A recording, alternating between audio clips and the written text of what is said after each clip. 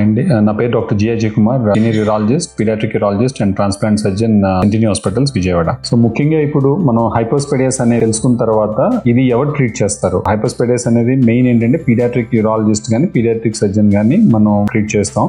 ఎప్పుడు ట్రీట్ చేయాలి హైపోస్పెడియాస్ అనేది? పుట్టిన తర్వాత మనకి డయాగ్నోజ్ అయిన తర్వాత ఇది మందులు అనేది ఉండదు, మనం డెఫినెట్లీ సర్జికల్ కరెక్షన్ చేసుకుంటేనే ఇది నార్మల్ అవుతుంది. సో దీంట్లో టైప్స్ ఉంటాయి. So proximal hypospadias, mid hypospadias, distal hypospadias. So మన ఏల్ ఫింగర్ తీసుకుంటే దీంట్లో 2 జాయింట్స్ లో క్లుప్తంగా చెప్పాలంటే దీన్ని ప్రాక్సిమల్ అంటాం, దీన్ని మిడ్ అంటాం, దీన్ని డిస్టల్ అంటాం. ప్రాక్సిమల్ మిడ్ హైపోస్పెడియాస్ అనేది యూజువల్లీ ఏంటంటే మనం 2 స్టేజెస్ లో కరెక్షన్ చేసుకుంటాం. ఎందుకనంటే హైపోస్పెడియాస్ అనేది ఏంటంటే 3 థింగ్స్ ఆర్ 4 థింగ్స్ కలిసి ఉంటుంది. సో స్కిన్ చూసుకుంటే మనకి ఎక్కువగా స్కిన్ ఒకవైపు ఎక్కువ ఉండి ఒకవైపు షార్టేజ్ గా ఉంటుంది, రెండోది ఓపెనింగ్ డౌన్ ఉంటుంది, మూడోది కర్వేచర్ ఉంటాయి. సో 2 స్టేజెస్ లో ఏంటంటే మనం ఫస్ట్ కర్వేచర్ కరెక్ట్ చేస్తాం అండ్ స్కిన్ కరెక్ట్ చేస్తాం, ఓపెనింగ్ మనం ఏం చేయం. సో సెకండ్ స్టేజ్ లో అంటే మనకు 3 to 6 months తర్వాత మనం మియాటస్ అనేది యూరిన్ వచ్చే ప్యాసేజ్ ని డిస్టల్ లో తీసుకొచ్చి పెడతాం. So ideal age for surgery hypospadias వచ్చి మనకి before going to the school. ఎందుకు before going to the school అని అంటే ఒకసారి పిల్లలు స్కూల్ కి వెళ్ళిన తర్వాత నుంచి వాళ్ళు యూరిన్ పాస్ పోయటం మొదలు పెట్టిన దగ్గర నుంచి కింద పడుతుంది. సో ప్యాంట్ గానీ వాళ్ళు వేసుకున్న షార్ట్ గానీ వెట్ అవటం వల్ల మనకి కష్టంగా ఉంటుంది. కాబట్టి